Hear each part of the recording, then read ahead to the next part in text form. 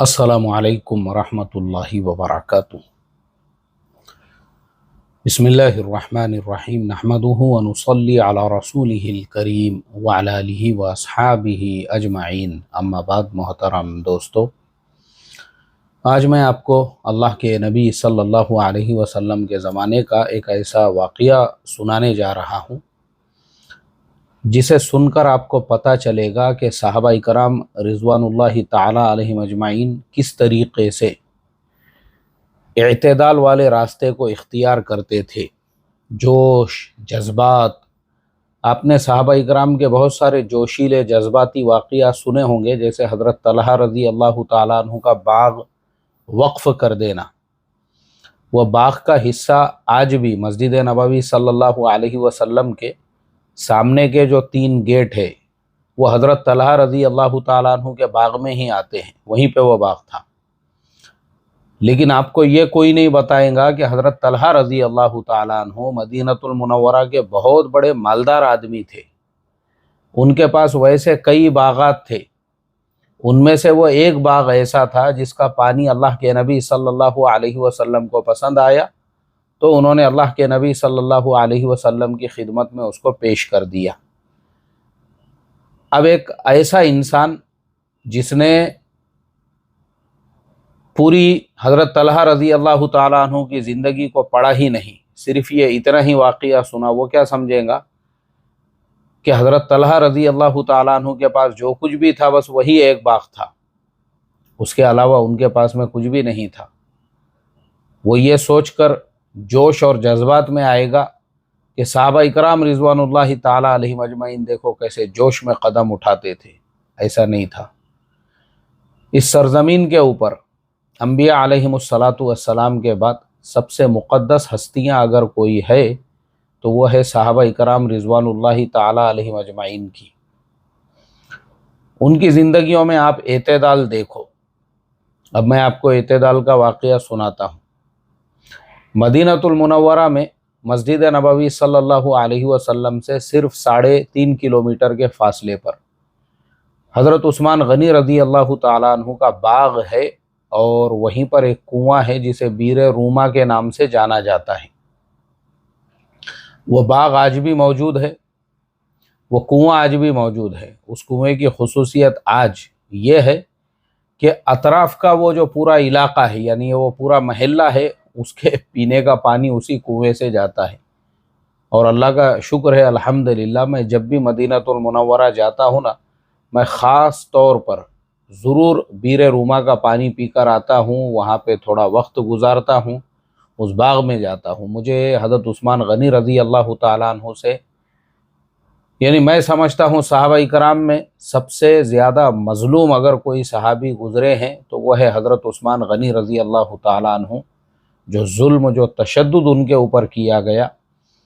उसकी तारीख़ अलग है, वो हम फिर कभी बयान करेंगे। तो मुझे पर्सनली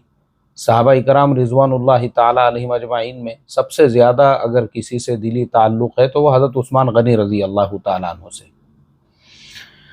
तो हज़रत उस्मान गनी रज़ी अल्लाह ताला अन्हु का वो जो कुआं है, बीर रूमा जिसे कहते हैं, एक्चुअल में वो जो कुआं है वो कबीले बनु गिफ़ार के एक शख्स हज़रत रूमा रज़ी अल्लाह ताला अन्हु का कुआं था। एक रिवायत तो ऐसी है, और दूसरा हमारे यहाँ पे गवर्नमेंट की एक किताब में वाक़या पढ़ाया जाता है बच्चों को, जिसमें कहते हैं कि वो रूमा जो है कि यहूदी का नाम था। तो इस तरह से मुख्तलिफ़ लोगों के दरमियान में जो है उस कुएं से मुताल्लिक़ रिवायतें मशहूर और मारूफ़ है। लेकिन जो मुस्तनद अहादीस में मुझे रिवायत मिली वो यही मिली कि रूमा जो है वो कबीले बनु गिफ़ार के एक शख्स, यानी एक सहाबी का नाम था। वो मुसलमान थे, हज़रत रूमा रज़ी अल्लाह ताला अन्हु। जब अल्लाह के नबी सल्लल्लाहु अलैहि वसल्लम मक्कतुल मुकर्रमा से मदीनतुल मुनव्वरा हिजरत करके पहुँचे तो सहाबा इकराम रिज़वानुल्लाहि ताला अलैहिम अजमाइन को पीने के पानी की बड़ी दिक्कत थी। और चूँकि मस्जिद नबवी सल्लल्लाहु अलैहि वसल्लम वहाँ से दूर है, तकरीबन 2 मील का फ़ासला होता है, तकरीबन बीर रूमा यानी रूमा के कुएं اور مسجد نبوی صلی اللہ علیہ وسلم کے درمیان میں۔ اب چونکہ صحابہ کرام کی بستی مکانات مسجد نبوی کے قریب میں تھے اور وہاں قریب میں کوئی ایسا کنواں نہیں تھا،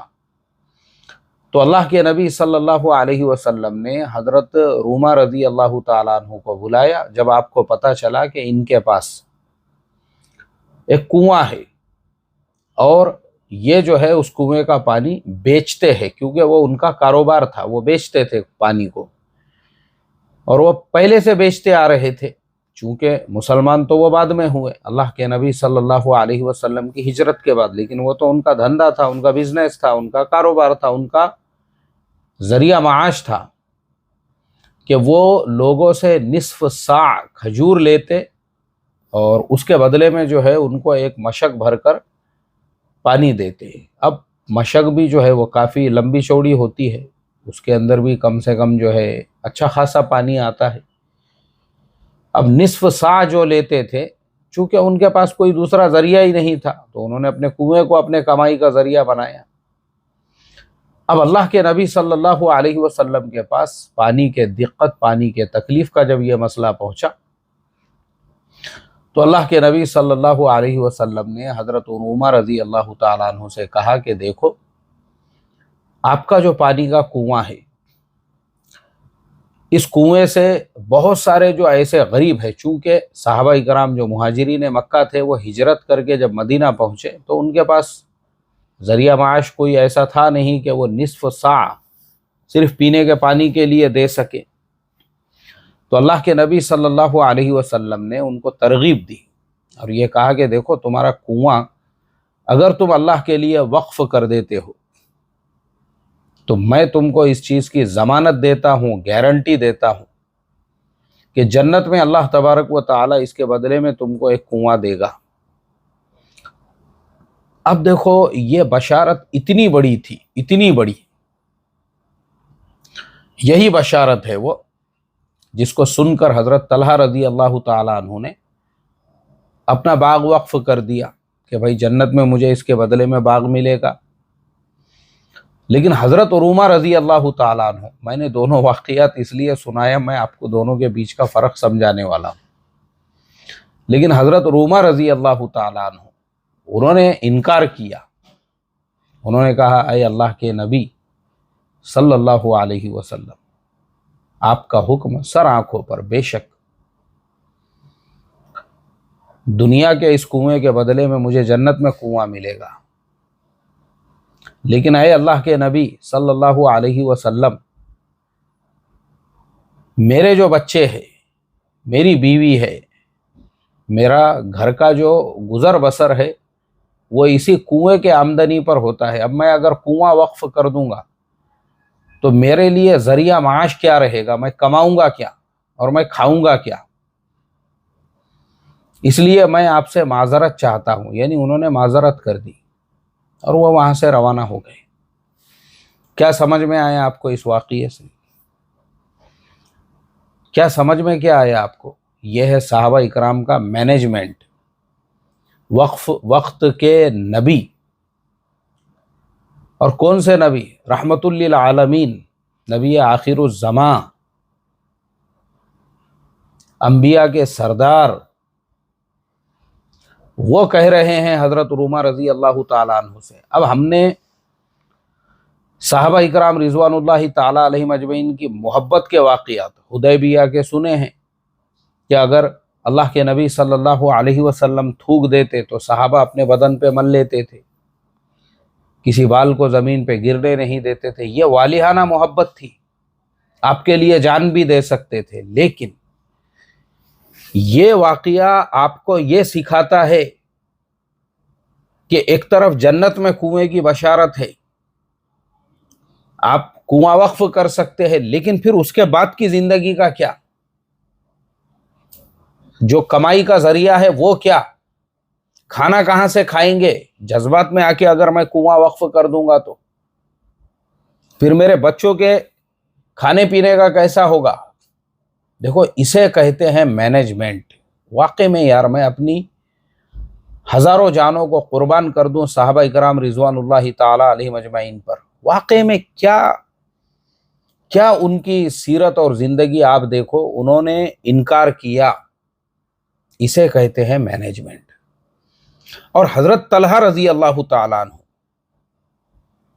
جنہوں نے وقف کیا، فرق کیا ہے دونوں میں؟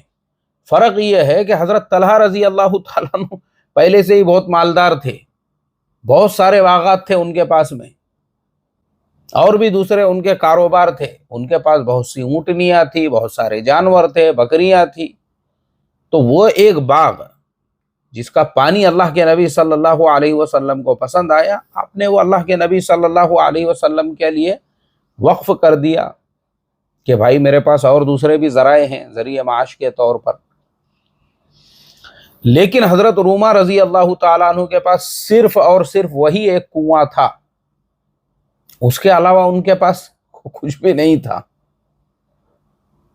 جوش میں نہیں آئے وہ۔ دیکھو آپ، بہت دھیان دینے والی بات، میں آپ کو یہ اس لیے بول رہا ہوں، میں ایک جھوپڑ پٹی ایریے میں امامت کیا کرتا تھا، وہاں بیچارہ ایک غریب آدمی بازار میں جو ہے گاڑا لگاتا تھا چپل جوتے کا۔ اب اس کے علاوہ اس کے پاس میں کوئی ذریعہ معاش نہیں تھا، اور اس کا کاروبار اتنا اچھا چلتا تھا صبح سے لے کے شام تک، اور ماشاءاللہ وہ 5 وقت کی نماز کی پابندی کرتا تھا،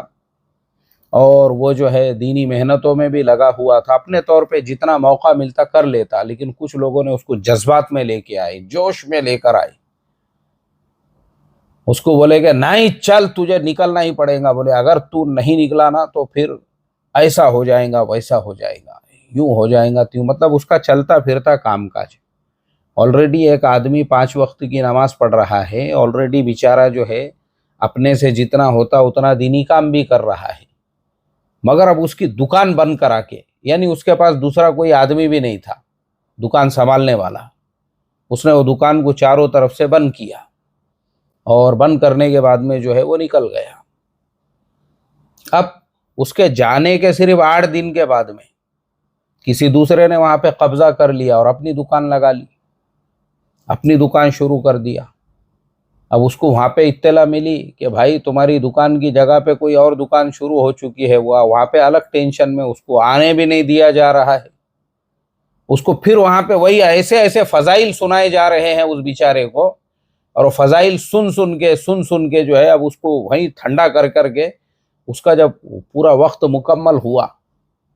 اور واپس جب وہ آیا، آنے کے بعد میں جب اس نے دیکھا کہ اس کی جگہ پہ جو ہے اور 2 لوگوں نے جو ہے نئی دکانیں شروع کر دی ہوئی ہے، ادھر سے بھی ایک دکان، ادھر سے بھی ایک دکان، اس کی دکان بند۔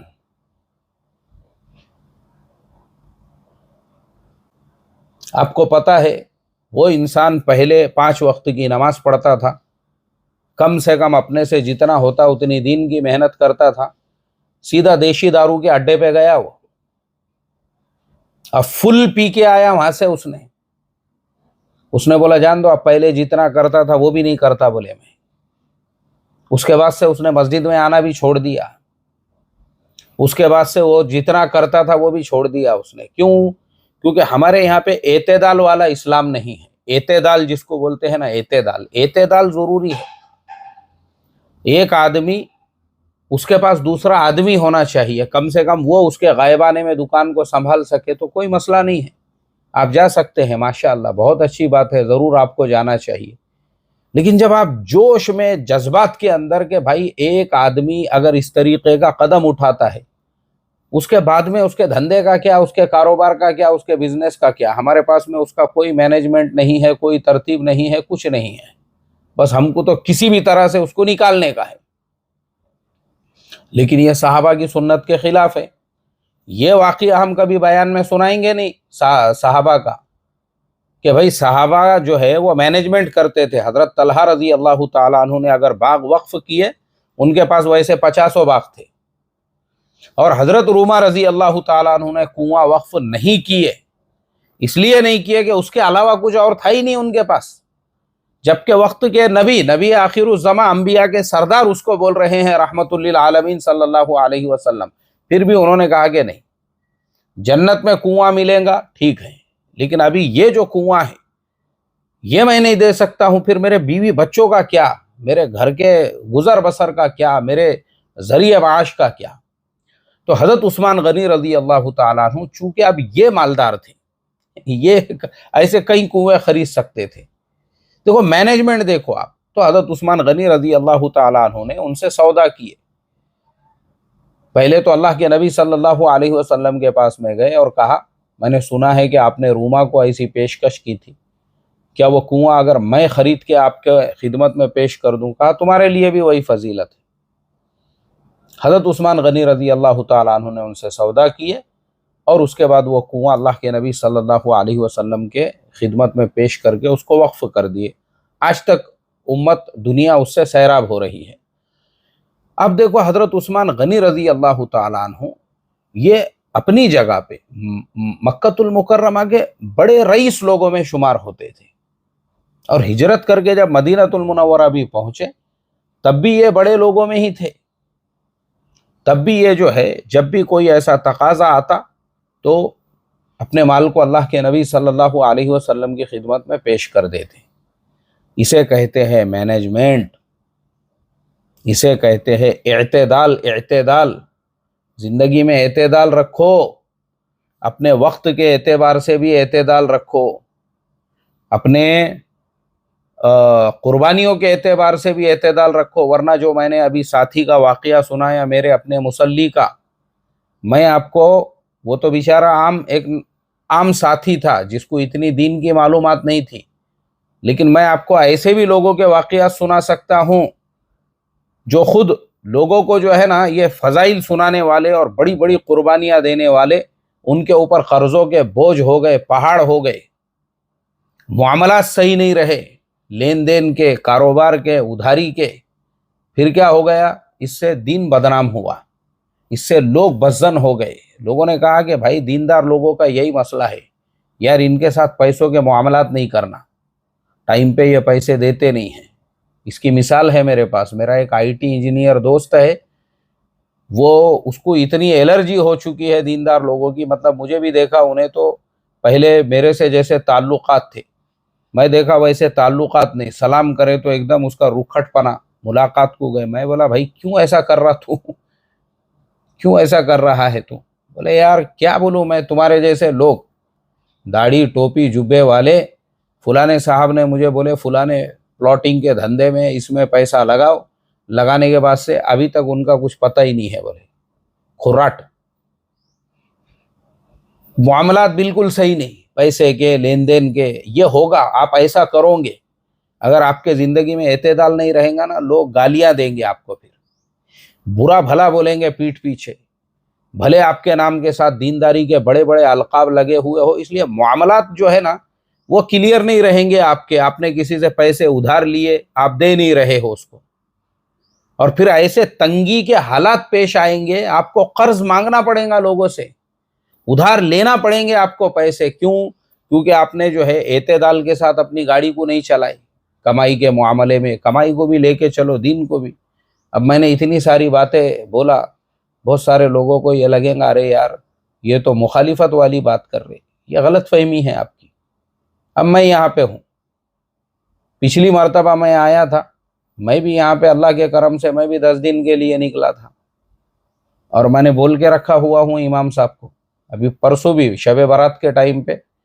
پہلے دن 1 بکرا اور دوسرے دن لوگوں نے روزہ رکھے تو 2 بکرے میری طرف سے تھے، اور ابھی بھی بولا ہوا ہے ان کو، جو بھی دین کی محنت کرنے والے آؤ، کہیں سے بھی آؤ، کدھر سے بھی آؤ، ان کے کھانے کا انتظام اگر کسی نے کیا ٹھیک، نہیں تو وہ میری طرف سے۔ ہم نے اعتدال کے ساتھ، میں اعتدال والا آدمی ہوں، جوش جذبات والا نہیں، جتنا ہوتا اتنا ہم ضرور کرتے ہیں۔ اعتدال کے ساتھ کرو تو تم آخری سانس تک تم لگے رہو گے، اور اعتدال نہیں رہے گا۔ میں نے لوگوں کو اہل حدیث بنتے ہوئے دیکھا ہوں، میں نے لوگوں کو شکیلی بنتے ہوئے دیکھا ہوں، میں نے لوگوں کو ابھی کیا کیا بولوں میں، اللہ حفاظت فرمائے۔ اس لیے اعتدال رکھو، کمائی پہ دھیان دو، اور یہ واقعے سے عبرت حاصل کرو حضرت روما رضی اللہ تعالیٰ عنہ کے۔ ٹھیک ہے، چلو، السلام علیکم ورحمۃ اللہ وبرکاتہ۔